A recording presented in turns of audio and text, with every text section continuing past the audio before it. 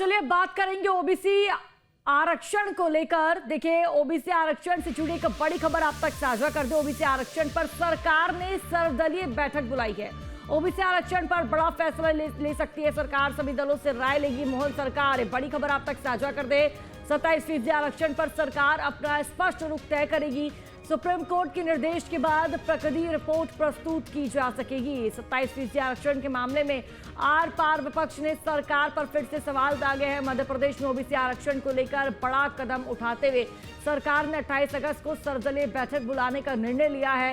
इस बैठक में सभी दलों के सुझावों के आधार पर 27% आरक्षण पर सरकार अपना स्पष्ट रुख तय करेगी, ताकि सुप्रीम कोर्ट के निर्देशों के अनुसार आगे की रिपोर्ट दी जा सके। लेकिन प्रदेश में ओबीसी आरक्षण पर सियासत चरम पर है। जीतू पटवारी ने ओबीसी आरक्षण को लेकर एक बार फिर सवाल उठाए हैं। उधर बीजेपी ने कांग्रेस की मंशा पर सवाल खड़े किए हैं।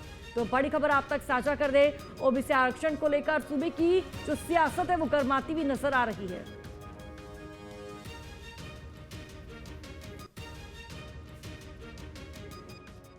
कि ओबीसी का आरक्षण कांग्रेस पार्टी लेके आई थी, कमलनाथ जी लेके आए थे। हमने उसमें सीधा कानून बनाया। भारतीय जनता पार्टी ने 100 करोड़ रुपए ओबीसी आरक्षण को रोकने के लिए वकीलों को दिए। अभी पिछली 8 अगस्त को इन्हें एक एफिडेविट दिया, अनुराधा मिश्रा एक वकील की पीएससी की, और कहा कि ओबीसी के कानून को रद्द करना चाहिए। एफिडेविट देके पीएससी के माध्यम से इस सरकार ने लगाया। जब हमने कल इसकी पीसी ली, प्रेस कॉन्फ्रेंस ली और इनका पाप प्रदेश के सामने लाए, तो इन्होंने आज आवेदन किया और कहा कि हमने जो एप्लीकेशन दी थी हम वापस माफी मांग के लेना चाहते हैं।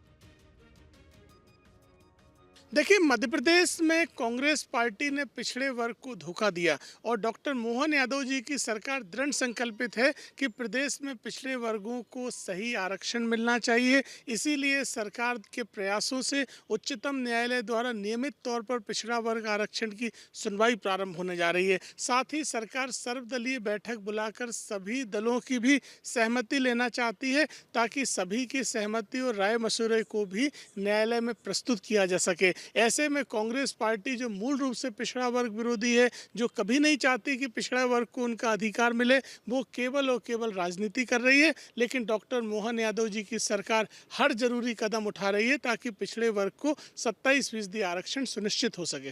देखिए, जब इस मामले में कोई विवाद ही नहीं है तो सरकार सर्वदलीय बैठक आखिर क्यों रखना चाहती है? जब कमलनाथ जी की सरकार ने 27% ओबीसी को आरक्षण के लिए विधानसभा में अध्यादेश लाए थे, वही की वही चीज़ अब जो है सरकार को लागू करना चाहिए। और यदि ऐसा नहीं हुआ तो कांग्रेस पार्टी जो है वो सर्वोच्च न्यायालय की ओर जाएगी, क्योंकि इस मामले में जो भी जिम्मेदार अधिकारी थे उनके खिलाफ अवमानना का हम केस भी दायर करेंगे।